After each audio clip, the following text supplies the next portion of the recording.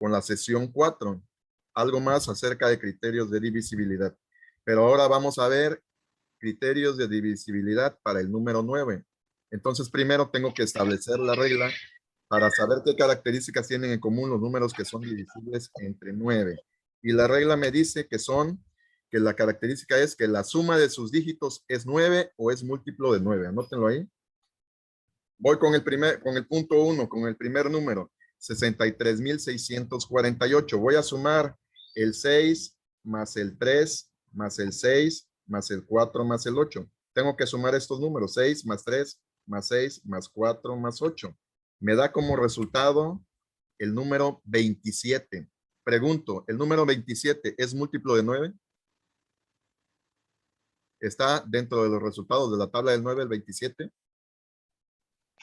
Sí.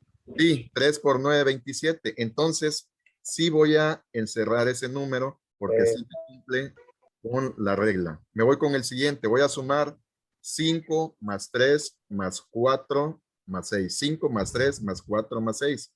Me da como resultado 18.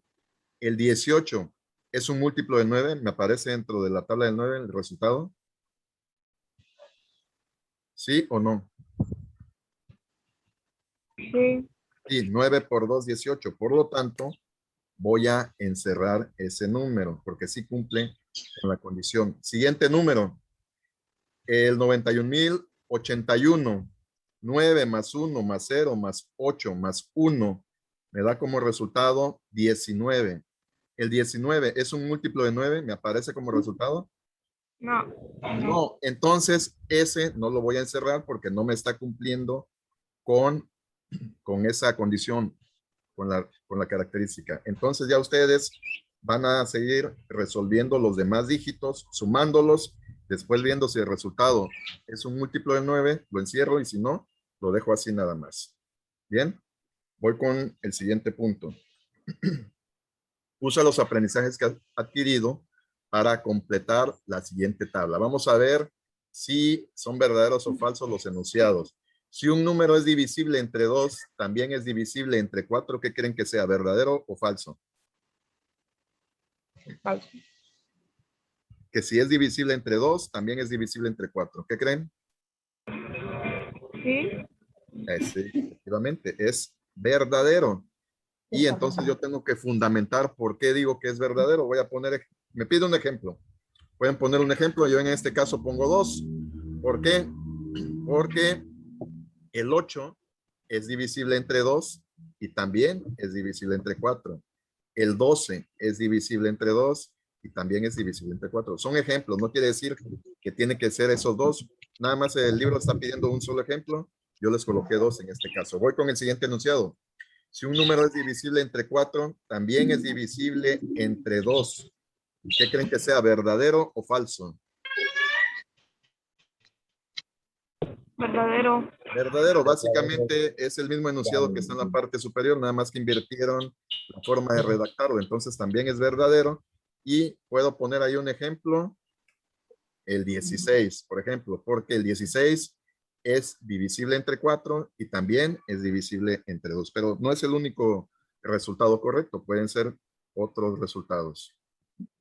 Siguiente ejemplo, si un número es divisible entre 3, también es divisible entre 6. ¿Qué creen que sea? ¿Verdadero o falso? Verdadero. Verdadero, efectivamente, es verdadero. Me pide un ejemplo, yo en este caso les coloco 2 ejemplos que cumplen con esa condición. El 18 es divisible entre 3, pero también es divisible entre 6. Y el 24 es divisible entre 3 y por lo tanto es divisible entre 3. Entonces, van a seguir complementando la tabla, tomando como base los ejemplos que acabamos de anotar ahí. Y ya ustedes posteriormente, ahorita que terminemos, ponen aquí si es verdadero o falso. Y si el caso es verdadero, van a poner los ejemplos de por qué es verdadero. Bien, continúo. Ahora, de los siguientes números, aquí hay un esquema en el punto 3. Algunos son divisibles entre 2, otros entre 3 y otros entre 4. Y ahí tenemos los números 78, 86, 93, 114. En esta parte, en la primera voy a colocar los números divisibles entre 4. ¿Cuáles son los números divisibles entre 4? Los que terminan en par y en cero. Entonces yo tengo que ver todos los números que están aquí que terminan en par y en cero, los voy a ir anotando. Por ejemplo, el 78, ¿termina en par? ¿Sí o no? 78, su última cifra, ¿es un número par, sí o no? Sí. Sí, entonces lo voy a anotar. El 86 también termina en par, pero, por ejemplo, a ver ahí, el 93 termina en un número par, ¿sí o no? ¿El 3 es un número par? No. No, ese número no lo voy a anotar. Entonces voy a anotar algunos ejemplos, no voy a anotar todos. En este caso anoté el 78, el 86, el 93 no lo anoté porque no termina en número par, pero el 114 sí. Estos son ejemplos, no quiere decir que son todos los resultados. Ustedes tienen que seguirse con el 144 si termina en par, con el 554 y así sucesivamente y anotarlos todos. Son más números, ¿eh? Yo nada más anoté 3 como ejemplo. Ustedes tienen que anotar todos los resultados posibles. Me voy con el siguiente. Vamos a ver números divisibles entre 6. La regla me dice que para que sean divisibles entre 6, la última cifra tiene que ser par y la suma de sus cifras múltiplo de 3. A ver, el 78, si termina en par y la suma de sus cifras, 7 más 8 me da 15. ¿Es múltiplo de 3? ¿El 15? Sí, por lo tanto, sí lo voy a anotar. La que sigue, el 86 termina el par, pero 8 más 6 me da 14. ¿El 14 es múltiplo de 3? No. No, entonces ese no lo voy a anotar porque no me cumple con una de las dos condiciones. Entonces ahí voy a poner 3 ejemplos de los que pueden ir ahí. Va a ser el 78, el 86 y el 93 no, porque no me cumplen con las dos reglas de que la última cifra sea par y que la suma de sus cifras sea múltiplo de 3. Entonces de ahí me sigo con el 114 porque el 4 más 1 más 1 me da 6. Termina en par y la suma de sus cifras si es múltiplo de 3. Y el 144 sí lo anoté porque termina en par y la suma de sus cifras 4 más 4, 8 más 1, 9 si es múltiplo de 3. Esos son 3 ejemplos, pero hay más resultados posibles que ustedes van a anotar. ¿Sale? Me voy con la siguiente. Con que sean divisibles entre 3 y ahí la condición es que la suma de sus cifras sea un múltiplo de 3. En este caso, vamos a ver cuáles anoté yo. El 78, el 93, el 114. Vean cómo no anoté el 86 porque no me cumple con la condición. ¿Sí? Y son 3 ejemplos, pero ustedes van a anotar todos los ejemplos. No son los únicos resultados posibles. Hay más resultados. Entonces, bueno, ya ustedes ahorita lo terminan. Me voy con el punto 5. Completa la tabla y anota en la primera columna los números que cumplan con las condiciones que se indican. ¿Qué condición tiene que ser? Que sean la primera, que no sea divisible entre 2, que sí sea divisible entre 3, que sí sea divisible entre 5. O sea que nada más tiene que cumplir con 2 condiciones. Que sea divisible entre 3 y entre 5. Para que sea divisible entre 5, debe terminar en 0 o en 5. Y para que sea divisible entre 3, la suma de sus cifras es un múltiplo de 3. En este caso yo anoto el número 15. ¿Sí? Me voy con el siguiente. ¿Qué condición tiene que cumplir?